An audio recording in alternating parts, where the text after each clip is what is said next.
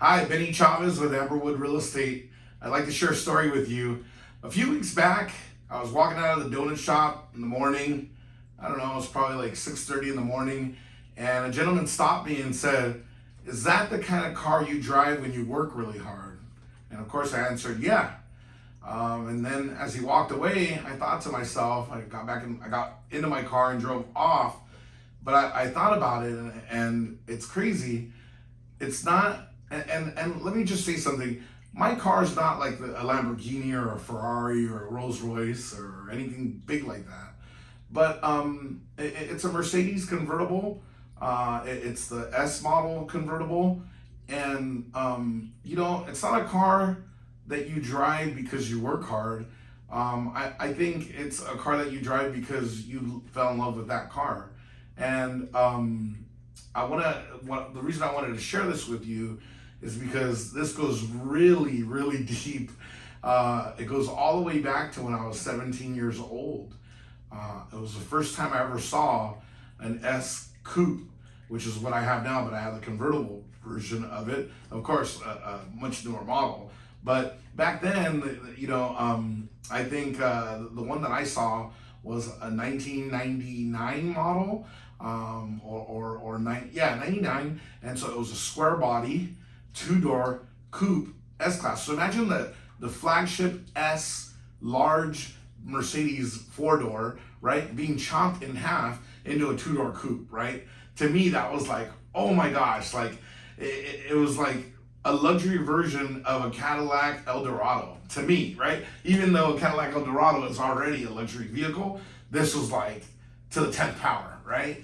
And I fell in love with the car, just how beautiful and big and wide, and just the design. It was just, to me, it was just like everything. And I told myself, Benny, one day you're gonna have that car.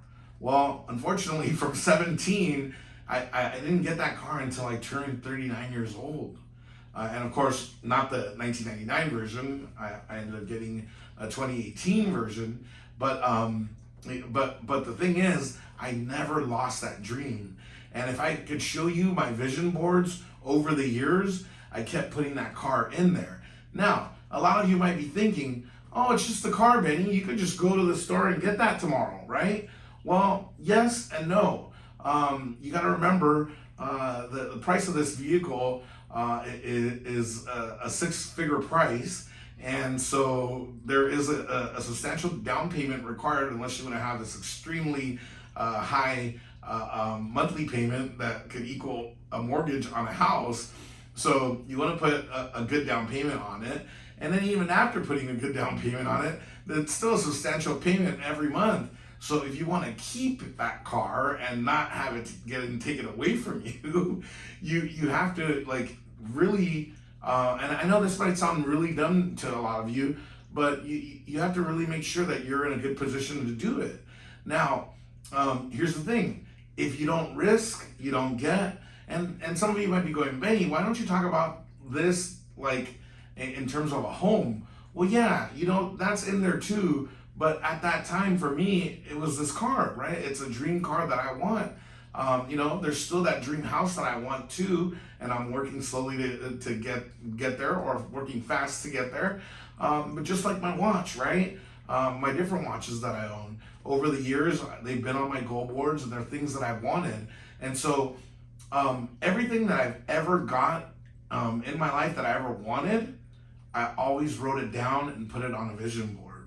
So I'm not saying that you should put a car on your vision board if that's not what you want, but whatever you want, whatever your goals and dreams in life, it could even be a vacation. It could be paying off your parents' house. It could be taking your family to Walt Disney World for a week. It could be going to Vegas for the first time. It could be going to Paris. It could be a Rolex watch. It could be a Cadillac Escalade.